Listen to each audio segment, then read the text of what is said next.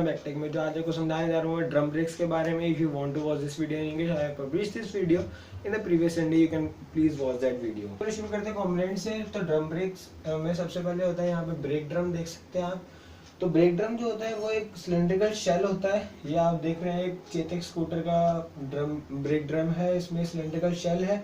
जो ये cylindrical walls है ये काम करते हैं सबसे ज्यादा ब्रेक ड्रम का, जिसमें जैसे ही यहाँ पे आगे ब्रेक शू कांटेक्ट में आता है तो यहाँ पे फ्रिक्शनल फोर्स एक्सर्ट होती है और फ्रिक्शनल फोर्स लगने की वजह से इसका रिटार्डेशन हो जाता है। क्योंकि व्हील इसी के ऊपर माउंट होता है तो इसके रिटार्डेशन के साथ साथ व्हील का भी रिटार्डेशन होता है और इस तरह से आपका स्कूटर धीरे धीरे करके आके रुक जाता है।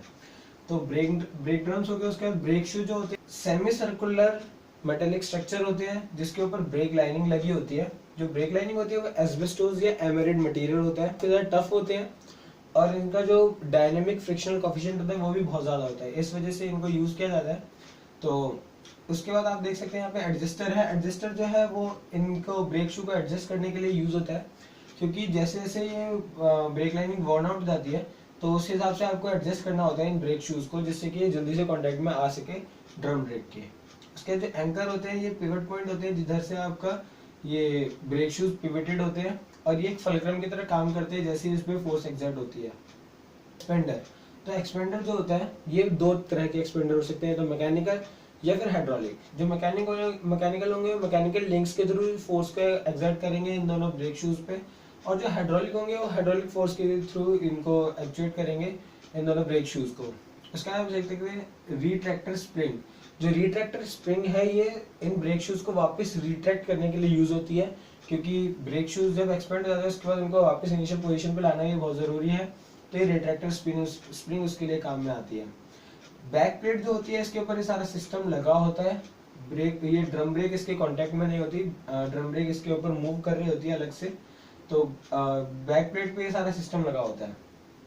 तो अब इसकी वर्किंग देखते हैं कैसे काम करती है। तो सबसे पहले क्या होता है, जैसे आप पैडल के ऊपर फोर्स अप्लाई करते हैं तो वो मैकेनिकल लिंक्स के थ्रू वो फोर्स पूरी ट्रेवल होकर यहाँ तक आती है एक्सपेंडर तक। तो अगर ये एक्सपेंडर मैकेनिकल है तो मैकेनिकल लिंक्स के थ्रू इन दोनों एक्चुएटर्स के थ्रू फोर्स को डिस्ट्रीब्यूट कर देगी इन दोनों ब्रेक शूज पर, और उस हिसाब से इन ब्रेक शूज का मोशन हो जाएगा और मोशन होने के बाद ये दोनों इसके कांटेक्ट में आ जाएंगे। अगर ये एक्सपेंडर हाइड्रोलिक है तो मैकेनिकल फोर्स आएगी वो हाइड्रोलिक फोर्स में कन्वर्ट होगी, उसके बाद फिर से वो मैकेनिकल फोर्स में एक्चुएटर के थ्रू आकर इन ब्रेक शू पे अप्लाई होगी। तो इस तरह से अगर एक्सपेंडर की वर्किंग होती है तो आप देख सकते हैं जैसे ये एक्सपेंडर इन दोनों का एक्सपेंड करता है तो क्या होता है ये ब्रेक लाइनिंग जो है वो आपके ड्रम ब्रेक के कांटेक्ट में आ जाती है। तो ब्रेक लाइनिंग जैसे ड्रम ब्रेक के कांटेक्ट में आती है, क्योंकि इनके बीच में जो कोफिशिएंट ऑफ फ्रिक्शन है वो बहुत ज्यादा है, डायनामिक कोफिशिएंट ऑफ फ्रिक्शन। तो इस वजह से क्या होता है फ्रिक्शनल फोर्स जो होती है इन दोनों के बीच में एक्सर्ट करने लग जाती है। तो फ्रिक्शनल फोर्स जैसे एक्सर्ट करती है तो क्या होता है इसकी जो ड्रम ब्रेक का जो मोशन है उसको अपोज करती है। तो जैसे ड्रम ब्रेक के मोशन को अपोज करेगी तो व्हील का भी मोशन अपोज होगा और रिटार्डेशन की वजह से एक धीरे धीरे करके वो रेस्ट पे आ जाएगा।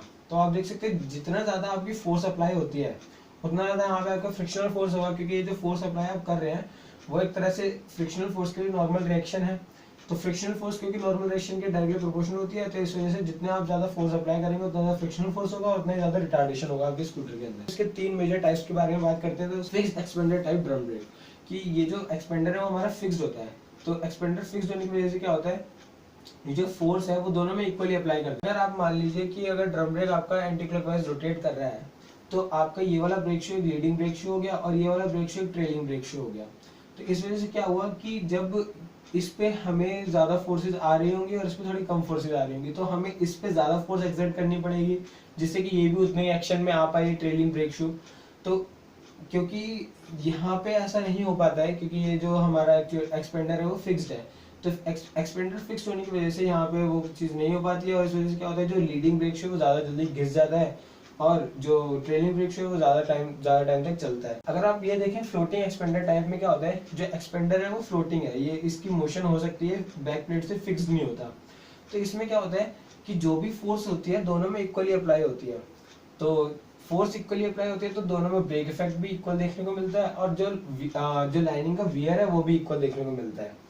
अगर आप देखें फ्लोटिंग एंकर टाइप में क्या होता है कि ये जो दोनों जो ब्रेक शू है वो दोनों एक फ्लोटिंग एंकर के थ्रू लिंक्ड है एक दूसरे से और एक जगह से ये से कनेक्टेड है फिक्स्ड एंकर के थ्रू। तो यहाँ पे क्या होता है ये जो एक्सपेंडर है वो एक डायरेक्शन से फोर्स लगाता है, क्योंकि एक डायरेक्शन से फोर्स लगाएगा, अगर एक ब्रेक शू पे फोर्स लगाएगा तो फ्लोटिंग एक्चुएटर के लिंक की वजह से ये दोनों एक्चुएटर्स पे फोर्स लगेगी।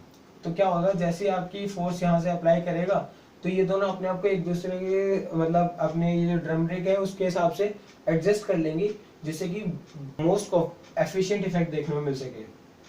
तो यहाँ पे क्या होता है, इधर भी आपको दोनों में जो वियर है वो इक्वल देखने को मिलेगा, और जो ब्रेक इफेक्ट है इन दोनों में वो भी काफी ज्यादा बैलेंस्ड होता है। तो मेरे हिसाब से काफी है ड्रम ब्रेक्स के बारे में। अगर आपका कोई भी सवाल या सुझाव है तो मुझे आप कमेंट सेक्शन में दे सकते हैं। प्लीज इसे शेयर करना ना भूलें, जिससे कि मैं आपके दोस्तों से भी जुड़ सकूं। और अगर आपने इस चैनल को अभी तक सब्सक्राइब नहीं किया है तो प्लीज जल्दी से जल्दी इस चैनल को सब्सक्राइब कीजिए। धन्यवाद दोस्तों, प्लीज मेरी वीडियोस को यहीं देखते रहिएगा।